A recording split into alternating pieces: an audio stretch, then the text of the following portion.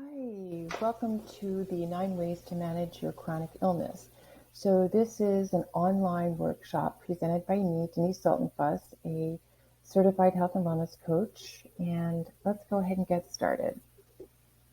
You should have received a handout, a packet of templates where you can take notes as we go along, because you're going to want to take notes of the specific 9 ways and other information that I might share with you throughout the webinar. So welcome, and let's go ahead and get started right away. So again, my name is Denise, and I'm an integrative health and wellness coach, a health and wellness writer, and I'm also a Lyme warrior. So I have battled chronic disease, where I did battle chronic disease for 10 years. I live on a farm in Maryland, and again, I combated chronic Lyme, and I also mill grain, and we'll talk about that later as we hit the food portion of our presentation. So I always like to remind people that I'm not a nutritionist, I'm not a doctor or a therapist, but I am a health and wellness coach. And my training is to evoke awareness and help you move forward in your health and wellness journey. And sometimes that looks different for different types of people and the type of chronic illness you have. And we're going to go deep into that tonight. There are very powerful actions that you're going to be able to take to regain your health, and you can apply them as soon as we finish with our presentation today. So treatment is very expensive. When I was getting treated for Lyme disease, I would say 90% of my treatment was not covered under health insurance. At the time, only a few tests were covered. And so I ended up paying thousands and thousands of dollars out of pocket, particularly for the herbal protocol, which was essential for my particular disease. And I believe that an herbal protocol, as we'll talk about tonight, is essential for whatever chronic illness you have, in addition to any type of integrative or prescription of pharmaceuticals you might have. So treatment's expensive, especially if you opt for a more holistic and all-natural approach. Establishing new habits and practices takes time and accountability, and what you have to do is, when you are combating a chronic disease or chronic illness, it's imperative and it's essential that you establish a protocol, and we're going to talk about those 9 steps in this protocol. Okay, so words to live by, particularly if you are in the throes of fighting a disease or health crisis, that you are not defined by your illness or your disease. You are there, you're experiencing that disease. It's healthy to name the disease, to accept that that's where you are, but to do whatever you can to pull yourself out of the disease, pull yourself away from the mindset that your disease defines you.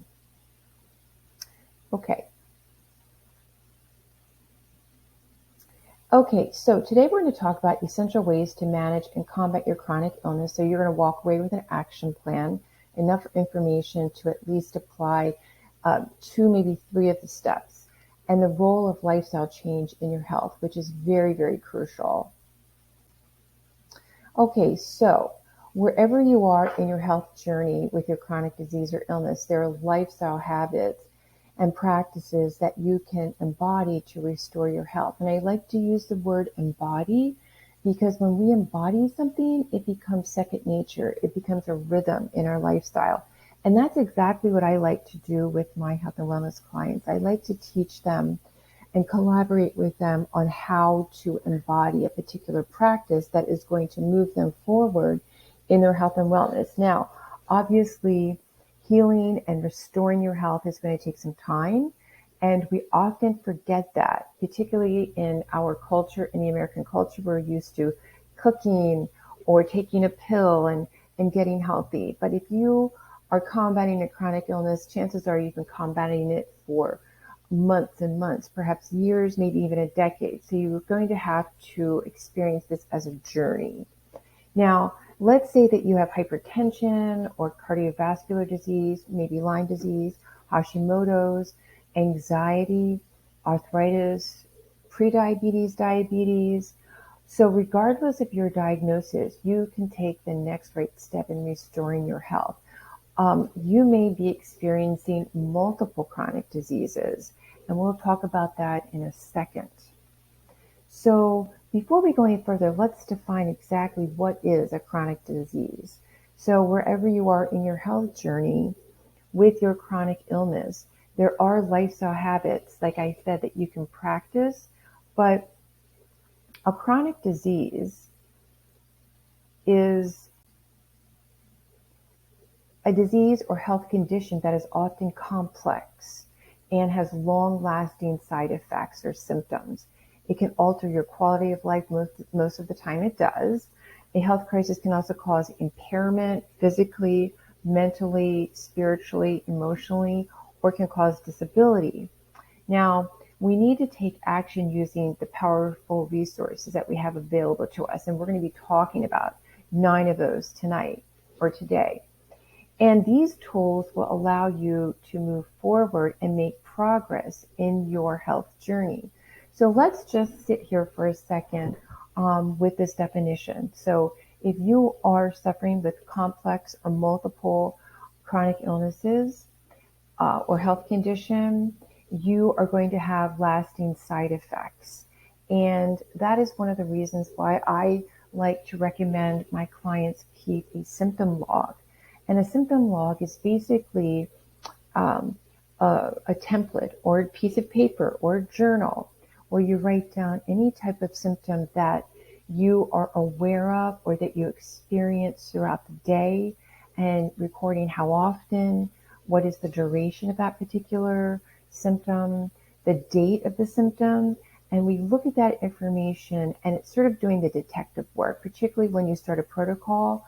And after on a particular protocol for a while, you have to determine, is this protocol working? And one way of determining that is to look at your symptoms and side effects. So for example, let's suppose that you have joint pain and you experience joint pain in your elbows, your knees, your ankles, perhaps your neck and your shoulders. And after being on the protocol, you have noticed that there are types of part of your joint pain is starting to dissipate or eliminate. So you would write that down. Or let's suppose that you've noticed a new symptom, that you're getting headaches in the mornings and they last for about 20 minutes. So that's the duration. So you want to make sure that you keep meticulous records of your symptoms and side effects. That way you can distinguish what type of disease you're dealing with if you haven't been diagnosed, or what type of protocol would be appropriate to deal with these symptoms and side effects. Because what we're going to be talking about is a whole body approach to dealing with your particular illness. Okay, so these are some common diseases that a lot of Americans experience. I recently attended a webinar for practitioners that presented a sobering statistic that 50% of Americans battle at least one chronic disease or illness. That's just one. And often, like I mentioned just one slide ago, is that people often experience multiple chronic illnesses, because one chronic illness can cause another body system to weaken or fail. And so it will bring on additional illnesses or health crises. So these are most of the common diseases in America. Prediabetes, you can just run down the list, thyroid dysfunction, heart disease, obesity. I know I didn't get all of them, and I apologize if yours isn't on here. I know that neuropathy is one. And so let's just take Lyme disease, for example. If you experience Lyme disease, it's very possible that you're going to have adrenal fatigue. It's very possible that you're going to have IBS, that you may experience heart disease like I did. I ended up with tachycardia. You may experience Hashimoto's. So these are just sort of a funnel of conditions that happen when you have a disease like Lyme disease. Okay, so let's jump into number 1. So on your handouts, it will say number 1. So number 1, the number 1 way that you can combat chronic illness is food. And this is perhaps, I always use this as number 1, because this is perhaps the most practical tool that you can use, but it's also the most difficult, because that means that you are required to focus on foods that are going to restore and nurture your health. So we want to use food as a tool, not a weapon. And every healthcare provider should offer information about disease-specific eating plans. It's been my experience as a health and wellness coach that most practitioners do not. So if you have prediabetes or diabetes, they will tell you that you need to cut back your sugar or eliminate sugar.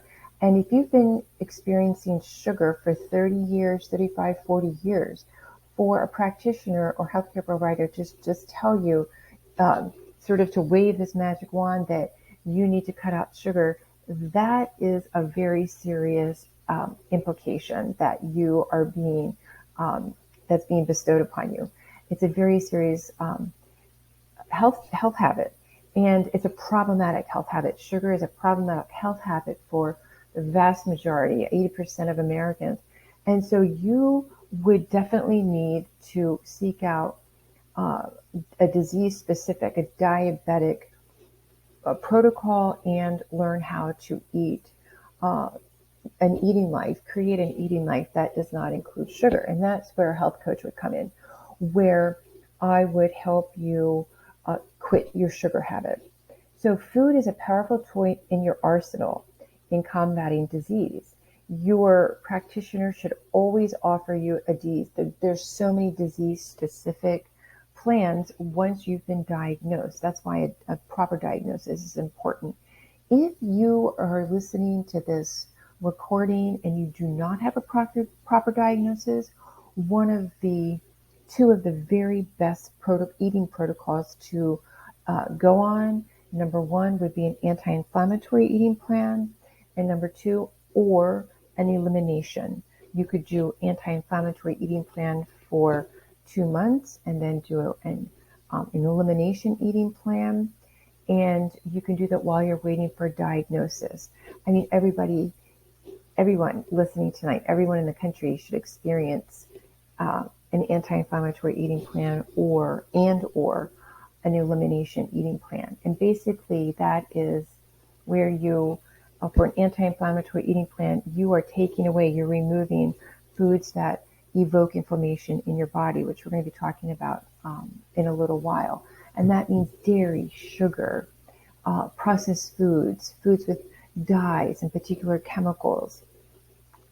The elimination diet is basically an eating plan that does detective work for your body. And you remove, again, dairy, legumes, you remove sugar, you remove grain, you remove anything that is inflammatory, and you do that for 30 days. And then you slowly reintroduce each one of those areas that you eliminated. So you would take a week to reintroduce grains, and then you would wait a week and see how your body responds.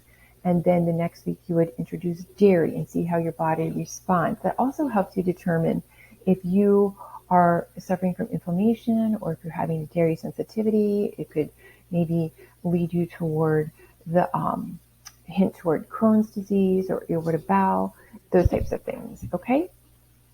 Now, I understand that doctors are not nutritionists.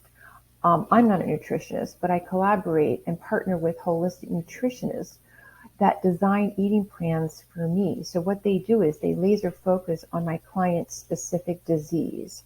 So for example, Lyme or GERD, or I even have an anxiety and stress eating plan. I have an eating plan that deals with menopause or hormone balancing, low histamine, diabetes. I mean, so many, and they've been designed by these specific nutritionists. So that's the type of eating plan that I'm talking about. And nutrition is one of the most important things to get out of this webinar. If you don't get anything out of this webinar, knowing that that your body is dependent upon food, and we are designed to eat. We're creatures that eat, and we eat multiple times throughout the day. And you really should make your eating count when you are combating a disease or having a health crisis. You can control your nutrition. It's one of the few things that we can control. If you can't control your nutrition and you have some dysfunctional eating habits or disordered eating, then that's when you consult a health and wellness coach, or you can collaborate with a health and wellness coach, and then you may even need to see a therapist. Now, if you have problematic behaviors with food, like I mentioned, or food choices, there is help that you can get. So with foods, when you're combating a disease, you want to get foods that are high in magnesium, copper, zinc. They're essential in your biochemical pathways that are responsible for controlling stress and inflammation and hormones and detoxification. Those are areas that we want to make sure that are functioning properly. We want to make sure that we're reducing chronic inflammation. We want to make sure that we're balancing and leveling out our hormones, and we definitely want to make sure that we're detoxifying our body. A lot more can be said about food. I can do a whole webinar just on food. Okay, so I mentioned anti-inflammatory eating plan, and if you have a disease, you have inflammation. So that's why I mentioned if you're not sure what disease you're conquering or you're combating, you will conquer it. Or what type of disease that you haven't been diagnosed yet, or if you have multiple diseases, one of the very best eating plans that you can adapt is the anti-inflammatory eating plan. Now, if you don't have a health coach or practitioner who advises you on food or collaborates with you on food, then it's very simple to shift. And I have an anti-inflammatory eating plan already on my website, and it's considered a Lyme eating plan because that's one of the very first eating plans. If you have Lyme disease, you have to reduce inflammation. So that's free. It's a 5-day eating plan. You can grab that one. Now, inflammation. Let's just talk about that for a second. So inflammation serves as a code. It's sort of like a code red response. It's sort of red flags your body or your inflammatory response in your body that invaders, microbes, pathogens, bacteria are trying to infiltrate into your body. And this is normal. We have an inflammatory response built into our bodies. So for example, the other day I was transplanting some flowers, some crocuses in my garden. And as I knelt on the soil, my trowel unearthed, it dug up some grass, and a shard of glass grazed the palm of my hand. And when it did, it cut. And so within seconds, blood trickled down my palm and my wrists. And as soon as the glass penetrated my flesh, as soon as it penetrated my palm, my body's immune response activated. And that's exactly what we want. We want those alerts, those warnings in our body to say that it needs healing. So the bleeding and pain subsided when I applied some organic ointment and I got a bandage. And so this is my immune response working at its normal capacity in a typical God-designed way. Now, if your immune system gets overwhelmed, which the vast majority of Americans have an overwhelmed immune system, where it's always on fight or flight because of stress, other ways that your immune system stays on that it can become chronic is from illness, poor diet, stress. Some pharmaceuticals can cause inflammation, inactivity when we don't get enough movement or exercises, particular toxins that are in our body from, let's say, body care products, household cleaners, mold, pesticides, herbicides, those types of things, or just microbes. Your body is unable to switch off that inflammatory process and it stays inflamed. And we can just go back and you can probably say, well, yeah, I do have an illness. My diet isn't very good. I've been eating a lot of processed foods, a lot of sugar. I have a lot of stress in my life. I'm on multiple pharmaceuticals and have been for decades. I don't have a movement or exercise plan. Everybody has environmental toxins, but you may have more specific toxins in your body that you've been exposed to. And so your body is fighting these multiple multiple enemies that are causing chronic inflammation.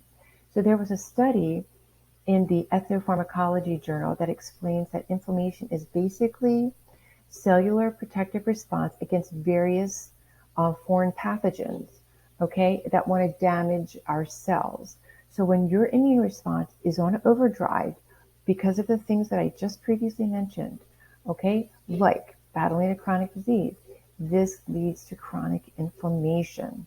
And that will make it more difficult for your body to heal from your disease. Okay? Number 2, stress.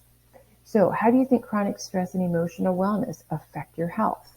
Well, oftentimes people have a limiting belief that stress is the stress of your illness or the stress of your life is too much for you to handle.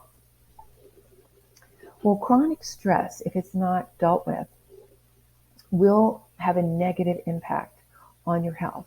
There are some studies that have said that chronic stress can even lead to some cancers. Now, emotional wellness is the ability to successfully manage stress. So that's where health and wellness comes in. That's the wellness component. I help you with emotional wellness. And we build a stress management plan. And I help you adapt to change during difficult times or difficult circumstances. It's the reactionary response. I help you deal with the reactionary response. So an example of a difficult time would be facing a health crisis or a health challenge, and you would need to create a stress management plan that would help you manage or process the stress. Prolonged stress can intensify your health challenge, and it could make it even more chronic and even more serious.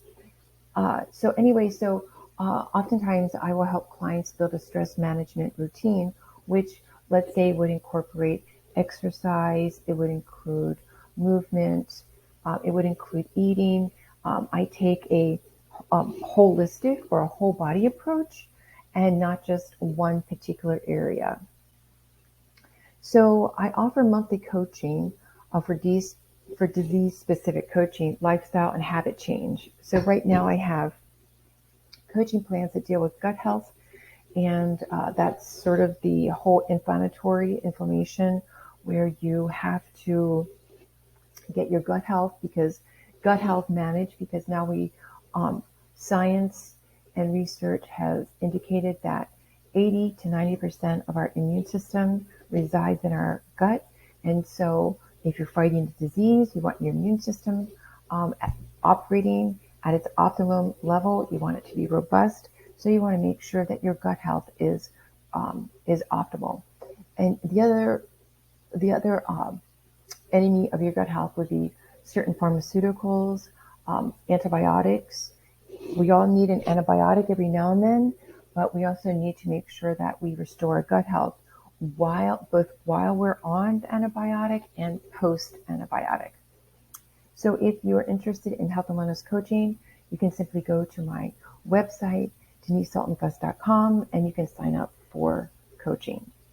Okay, step number 2 is stress. We talked about stress, and we're going to dive a little deeper into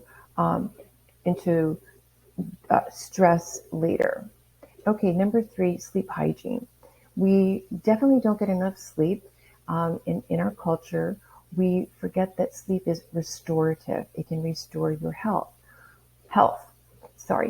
And there's another limiting belief that we have, is that sleep and rest aren't important enough to help you get better. Well, it's just the opposite.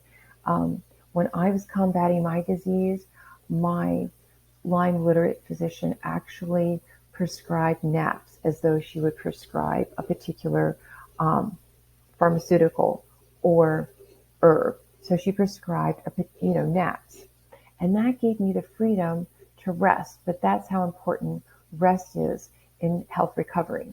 Sleep health is essential if you are just in general, okay? But if you are combating a disease, sleep health is even more important. If you're combating a chronic illness or disorder, Your bodies heal when you rest and when you sleep. So, what exactly does that look like? Well, what you want to do is you want to create a bedtime routine. And that's something that I help my clients do. We create a bedtime routine.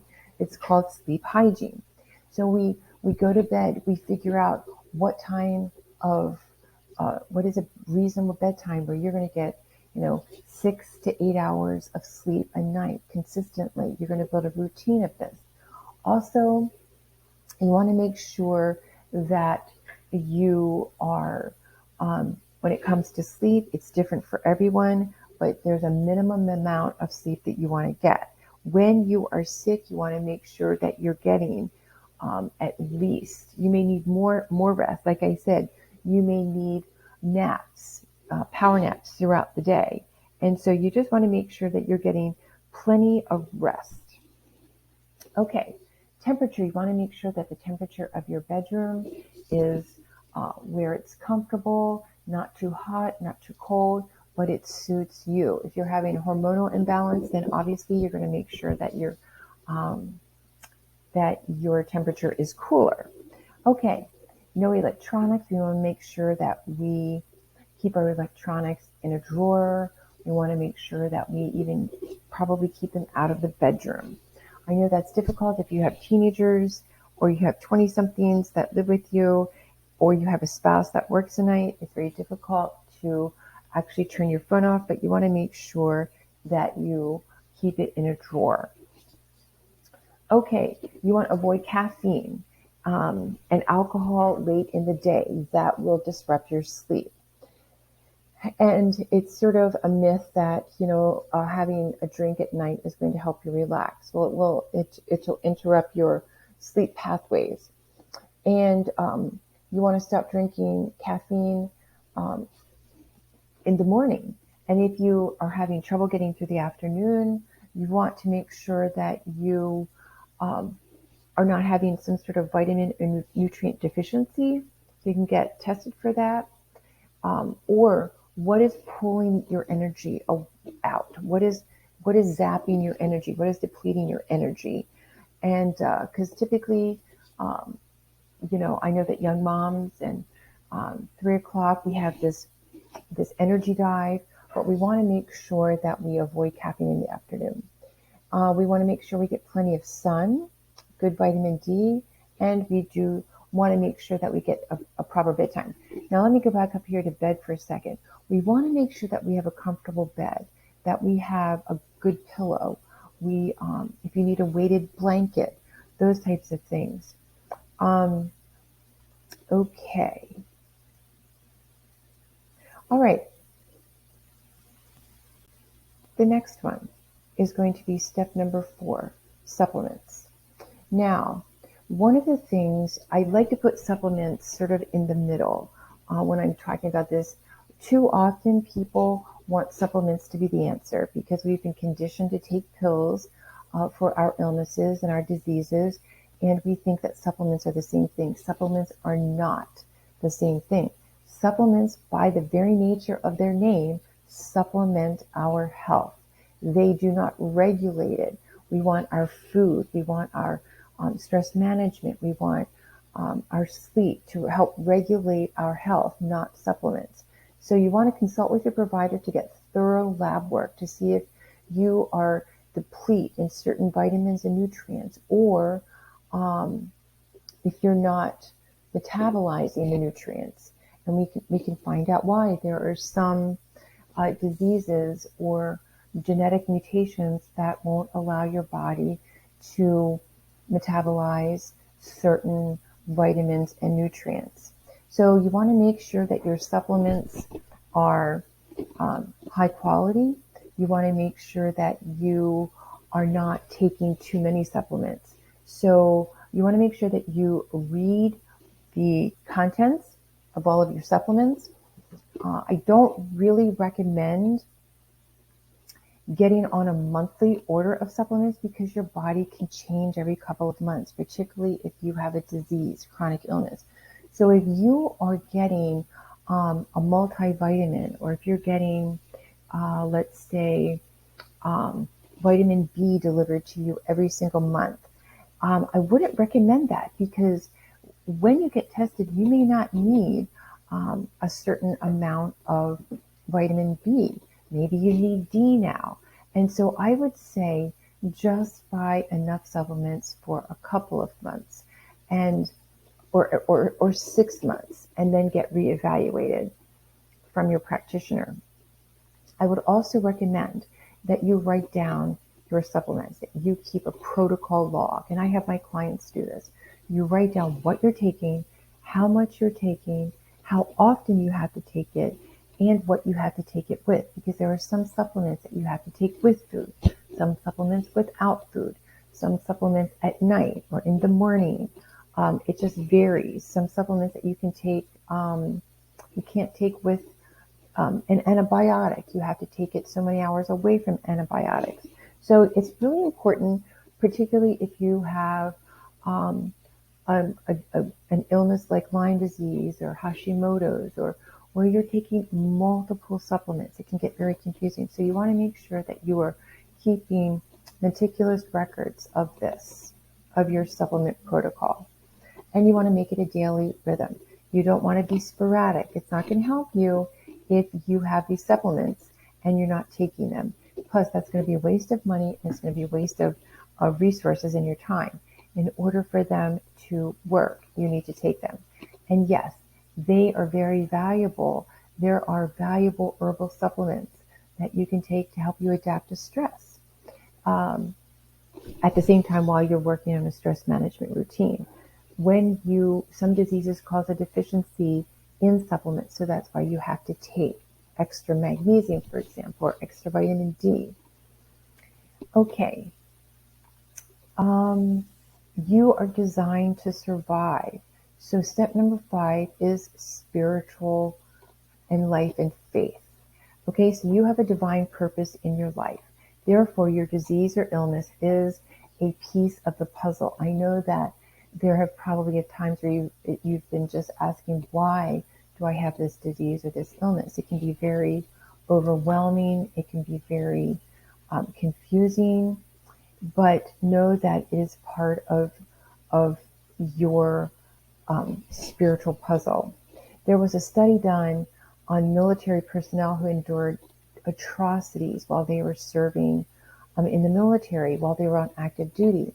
And the participants of the study declared that what got them through the difficult times was their faith.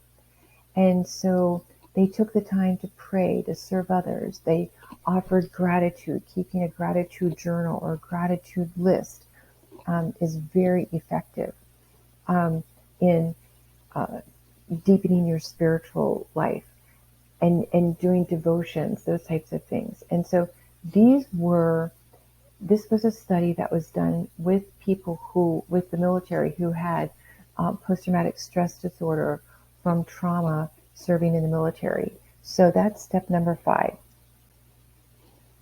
Step number 6, you want to make sure that your detoxification pathways are working optimally.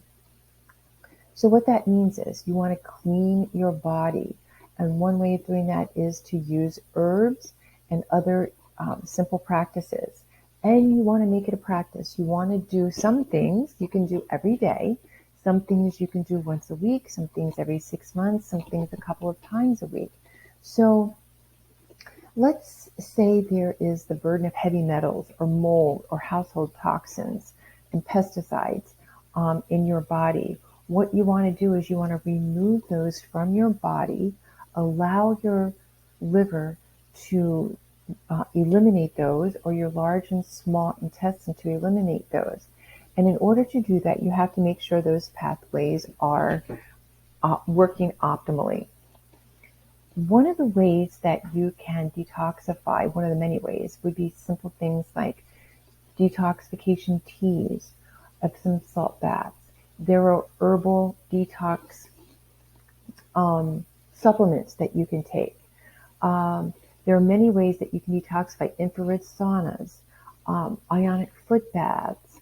And detoxing means that you can go in and clean out your bathroom by removing all of the harmful body care products, shampoos, perfumes, makeup, those types of things all have toxins in them that you do not want to put back in your body. Now, you may have a problematic habit that is causing toxins. For example, if you smoke or if you vape or, those types of things, you want to be able to quit that habit. Or if you have a sugar habit, you want to remove that habit, and that will take some health and wellness coaching because it may be a habit, as I mentioned before, that you've been experiencing for many, many years, decades perhaps. And you have to replace that habit with something. So it's going to require some psychology, some neuroplasticity, and a health coach can help you with that. Okay, next is, these are just some ways to detox: food, supplements, exercise, sweating helps you, baths and Epsom salt teas, and smoothies. I have a smoothie recipe book that is for sale for $9.95 on my website, and in that I probably have 3 to 4 detox smoothies, and basically all it uses is a combination of fruits and vegetables that help you to help your liver and your kidneys detoxify. All right. Step number 7 would be body therapies. Okay. So what do I mean by body therapies? What I mean is massage therapy. This is another way that you can detoxify with using a lymphatic drainage. But massage therapy also reduces stress. So that is another way that you can incorporate in combating your illness. Acupuncture is a very helpful way. Physical therapy, chiropractic care, holistic facials, and infrared light. Now, many of these therapies are starting to be covered under health insurance. I know that some massage therapies are, maybe some acupuncture. I know physical therapy is, and I know for me, I get chiropractic care covered under my health insurance.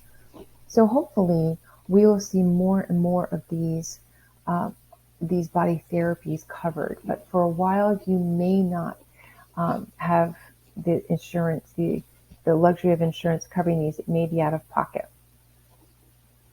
Okay, the next one is, and this is just a picture of body therapies.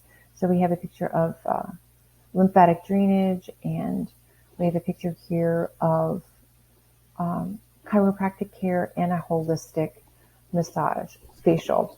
And a holistic facial will be with an esthetician who only uses organic or holistic products on your face. And she will also do some type of drainage and massaging on your face as well. So it's very therapeutic. The next one is step 8 is exercise and movement. Now, exercise and movement does not mean you have to join a gym. If that does not coincide with your schedule, your budget, or your personality, not everyone has time nor the margin in their life to join a gym. So I personally do not have that margin in my life. So I have a little sort of inexpensive gym set up in my home. We have a basic treadmill, and we also have a bike. And so I do that every day, or at least 5 times a day. And I also go for a walk with a friend, which I call a sofa walk, which is a power walk, but I'm in community with a friend. And so when you are, you want to make sure that you're balancing all areas of your life. And so when I can walk and get movement and then visit with a friend, I'm balancing those 2 areas of my life. So you could go for a gentle bike ride or canoeing. You want to get out there and get some movement. Exercise helps to evoke the parasympathetic nervous system, which is the release of takes you off of the fight or flight and puts you on a more balanced level of non-stress. It's the non-stress, and you want to make sure that you are evoking the parasympathetic nervous system when you're exercising or getting some movement. And number 9 the final one is community. So what is important is to find a community that will understand and support you as you navigate your health and wellness journey. It's also very good to find a small community that is perhaps disease specific. But I do want a word of caution. I'm in a lot of Facebooks, for example, for Lyme disease, and I know that people are not offering support, but it's more of a toxic environment. It can be a toxic environment. It can be more of a complaint session. What you want is something that is going to bring you comfort and compassion, kindness, empathy, and a sense of peace about you. That, you can find people that can offer resources, offer to pray, share their experiences, particularly if you can find that one-on-one, or if you can find it in a small group, face-to-face. Having a chronic illness can be an isolated and lonely period of your life. And like I said, it could last anywhere from a few months to a decade. So you want to make sure you're getting out there and that you're experiencing community with people who understand what you're going through. Okay, so that's it for today. I'd love for you to stay in touch with me. I offer monthly and annual coaching and monthly, monthly options. So I'm on Instagram at Denise Sultan-Fuss. You can email me with any questions or comments at Denise at DeniseSultanFuss.com. Visit my website for any free resources. I love giving away free resources. You can subscribe to my newsletter, and I'm going to upload this talk in my newsletter, but I always offer recipes and resources in my newsletter. So thank you so much for attending this webinar. I trust that you will use this webinar and in your journey in recovery.